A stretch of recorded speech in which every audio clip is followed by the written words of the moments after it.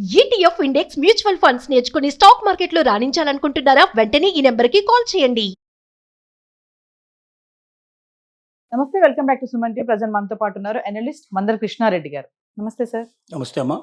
Sir, Iran supreme leader ఖుమేని మరణించిన తర్వాత అంటే అతను మరణించాడు, ఇంకా వార్తలు వస్తూనే ఉన్నాయి, చనిపోలేదు, ఇంకా ఎక్కడో అంధకారంలోకి వెళ్ళిపోయారు, ఇలాంటి వార్తలు వస్తున్నాయి. సార్, అది పక్కన పెడితే ఇంకో విషాదకరమైన ఘటన ఏంటంటే 165 మంది బాలికలు, అంటే వాళ్ళు భోజనానికి అని కూర్చుంటే ఒక వీడియో కూడా నేను రిలీజ్ అయింది.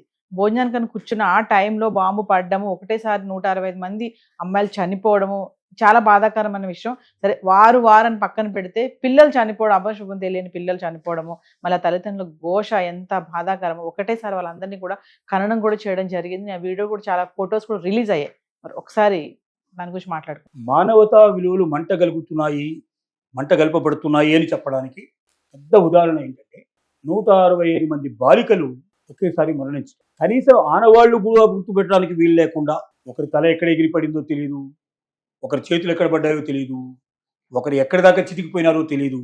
అన్యం పుణ్యం ఎరగని వాళ్ళు పిల్లలు, పసిపిల్లలు, ప్రైమరీ స్కూల్ నుంచి హై స్కూల్ దాకా ఉంది అక్కడ మొత్తం టోటల్గా. చిన్న చిన్న పిల్లలు కూడా ఉన్నారు. కేజీ పిల్లల దగ్గర నుంచి మొదలు పెడితే 10th క్లాస్ దాకా ఉండే పిల్లలు ఉన్నారు. అది బాలికల స్కూలు. ఇరాన్ లోపల ప్రధానంగా ఎక్కడైతే మెయిన్ కార్యాలయాలు ఉన్నాయో దానికి దగ్గరగా కొన్ని కిలోమీటర్ల డిస్టెన్స్లో ఇది ఉంది. మొదటగా వేసిన బాంబులు ఆ ప్రధాన కార్యాలయం మీద వేసి ఆయతుల్లా ఖమేనీని హత్య చేయాలని డిసైడ్ చేసుకున్నటువంటి మినిట్ టు మినిట్ ప్రోగ్రామ్ అంతా వాళ్ళ దగ్గర ఉంది. ఇజ్రాయెల్ దగ్గర ప్రతి ఒక్కటి ఇన్ఫర్మేషన్ ఉంది. మొత్తం అక్కడ ఉన్నటువంటి సీసీ కెమెరాలన్నింటినీ ముందే హ్యాక్ చేశారు. ఆ సీసీ కెమెరాల ద్వారా ఏం జరుగుతుందో క్షణక్షణం వాళ్ళకి తెలుస్తుంది. మరి సీసీ కెమెరాలను యాక్సెస్ చేయగలిగేటువంటి కెపాసిటీ ఉన్నవాళ్ళు కరెక్ట్గా ఎక్కడుందో అక్కడ ఆ కార్యాలయాల మీద బాంబు వేస్తే ఏ ఇబ్బంది లేకుండా ఉండేది. సివిలియన్స్కి ఏ ఇబ్బంది రాదు. దాంతోపాటుగా చిన్నపిల్లలు, పసిపిల్లలు, ఇంతమందిని హత్య చేయడానికి అక్కడ టెక్నికల్ ప్రాబ్లం ఉన్నాయో తెలియదు మనకు, లేదా మరి ఇంకా ఏ రకమైన కారణాలు ఉన్నాయో మనకు స్పష్టంగా తెలియదు. కానీ జరిగిన వాస్తవం ఏమిటంటే మాత్రం మొదటగా వేసిన బాంబులు, మిసైల్స్ ఏవైతే ఉన్నాయో అవి స్కూల్ మీద పడ్డాయి. మీరు చెప్పినట్టుగా మధ్యాహ్నం వాళ్ళు భోజనానికి కూర్చున్న టైం కావచ్చు. ఇది ఒకేసారి అందరూ కూడా సామూహికంగా భోజనం చేస్తున్న టైంలో పట్టం అంటే ఇంకా కారణం తిండి కూడా తిననీయకుండా చేసినటువంటి పరిస్థితుల్లో ఘోరమైన పరిస్థితి. నిన్న ఒక వీడియో రిలీజ్ అయింది సార్. పిల్లలు వాళ్ళు, అంటే అక్కడ ఇరాన్ వాళ్ళకంతా లేడీస్కి కొంచెం మాస్క్ లాగా కట్టుకోవడం, హెయిర్, వాళ్ళంతా ప్రిపేర్ అయ్యి వచ్చి కూర్చొని ప్రేయర్ చేస్తున్నారు. ఫుడ్కి ముందు ప్రేయర్ కూడా చేసుకుంటారు కదా, ఆ టైంలోనే పడిందంట బాంబు. అదే మొత్తం మీద ఆ సమయంలో అక్కడ పడి ఉంటుంది బహుశా. కానీ ఇంతమంది పిల్లల్ని గుర్తుపట్టడానికి కూడా వీల్లేక, ఎవరికి వాళ్ళే తీసుకెళ్లి దాన కార్యక్రమాలు కూడా చేయడానికి అవకాశం లేక, మొత్తం ఆ స్కూలు దగ్గరలోనే సమీపంలోనే ఈ 165 మందిని ఖననం చేసే పత్తిలో పక్కనే కొత్త టోట్ల పక్కన చూస్తే అసలు అదొక మాన్యుమెంట్ లాగా తయారయ్యే పరిస్థితి ఏర్పడింది. అంతమంది తల్లిదండ్రులు, దాంతోపాటుగా వాళ్ళ బంధుమిత్రులు, కొన్ని వేల మంది గుమిగూడారు అక్కడ. అంతమంది సింపతి మధ్య ఆ పిల్లలకు ఘనమైనటువంటి నివాళి అర్పించి పంపించడం జరిగింది. ఇక్కడ ప్రశ్నలు చాలా తలెత్తుతున్నాయి. యుద్ధం అనేది మానవత్వాన్ని మంటగలిపేటట్టుగా ఉండాలా? కనీసం మానవత్వం, పసిపిల్లల మీద కూడా కనికరం లేనటువంటి పరిస్థితుల లోపల సివిలియన్స్, ఏ తప్పు చేయని వాళ్ళు, ఏ పాపం ఏ నేరం ఎరగరు వాళ్ళు, మామూలు పౌరులు, ఇలాంటి వాటి మీద కూడా దాడి చేసి చంపడానికి సంసిద్ధపడేటువంటి పరిస్థితికి దిగజారేటట్టుగా ఉండే యుద్ధాలు రావాలా?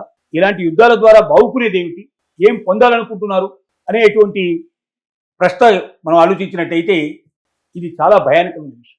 భవిష్యత్తులో రాబోయేటువంటి యుద్ధాలకైనా సరే, భవిష్యత్తులో దాడి చేసేటప్పుడైనా సరే, ఈ కనీసమైనటువంటి జాగ్రత్తలు తీసుకోకుండా మా చేతిలో బాంబులు ఉన్నాయి, మిసైల్స్ ఉన్నాయి, అణుబాంబులు ఉన్నాయి, మేము పేల్చేస్తాం, ఎవడు చనిపోతే మాకేమిటి, ఎవడు బతికితే ఏమిటి, ఎవడు పోతే ఏమిటి అనేటువంటి నిర్దాక్షిణ్యమైనటువంటి మానవత్వం తెలియనటువంటి, మానవత్వాన్ని పూర్తిగా రూపుమాపేటువంటి పద్ధతిలో ఉండే చేష్టలకి ఇకనైనా పులి స్టాప్ పెట్టకపోతే దీనికి విలువ ఉండదు. ప్రపంచం మనుగడకే చాలా ప్రమాదకరమైన పరిస్థితులు ఏర్పడతాయి.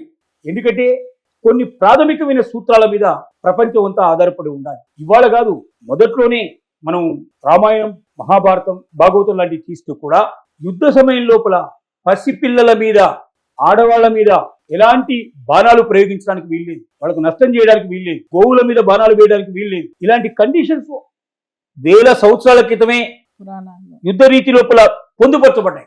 మరి వేల సంవత్సరాల క్రితం ఉండేటువంటి వాటిని మర్చిపోతున్నామంటే మనం మానవత్వాన్ని మర్చిపోతున్నామా, మనుషులం కూడా కాదా మనం అనేటువంటి ప్రశ్నలు ఇప్పుడు ఉదయిస్తున్నాయి. కాబట్టి ఇకనైనా ప్రతి దేశం మీరు యుద్ధాలు చేసుకుంటారో, చంపుకుంటారో, కొట్టుకుంటారో సంగతి తర్వాత, సామాన్య మానవులకి, ముఖ్యంగా పసిపిల్లలకి, అన్యం పుణ్యం తెలియని వాడుకు కావాల్సినంత భవిష్యత్తు ఉంది. ఆ భవిష్యత్తు అంతా మనం ముగ్గిపాలు చేసి ఎవరిచ్చారు ఈ అధికారాన్ని? దీనికి ఇజ్రాయెల్ కారణమా, లేకపోయినట్టయితే అమెరికా కారణమా, లేక ఇరాన్ కారణమా, లేక ప్రపంచ దేశాలు కారణమా? ఈ యుద్ధాన్ని ఆపకుండా చూస్తూ పరిహసించబడేటువంటి పరిస్థితులకి ప్రపంచాన్ని నెట్టేటువంటి స్థితికి తీసుకురావడం అనేది చాలా దారుణమైంది. ఇది భవిష్యత్తులో ప్రతి దేశం దీన్ని గమనించి ఈ నియమాలు నిబంధనలు పాటించి ముందుకు వెడితే మంచిదని మనకి ఈ సంఘటన చాలా రుజువు చేస్తుంది. Thank you.